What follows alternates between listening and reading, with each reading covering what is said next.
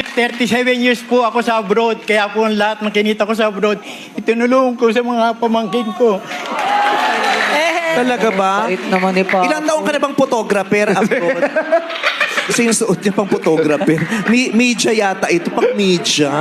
Oh, kaya, pero nagkaroon ka naman ng girlfriend. Hindi po, wala po. Kasi nalibang po katatrabaho. Kapapartay po ng kapapartay. Walang girlfriend. Hindi ko na po inisip manligaw pa. Ang inisip ko po, yung matulungan ko, pamilya ko at mairaw sa kahirapan.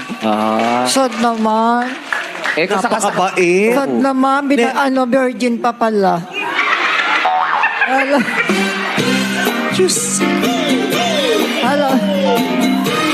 MTRCB. Ma'am Lala. Sabagay. Paumanhin. Papapasin. Ganito na kasi ang matatanda ngayon.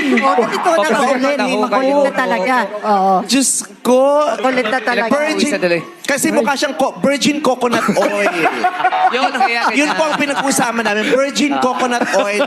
Very good for the health. Yes! Maganda yun. Okay. Sa wakas, natagpo. Tama na.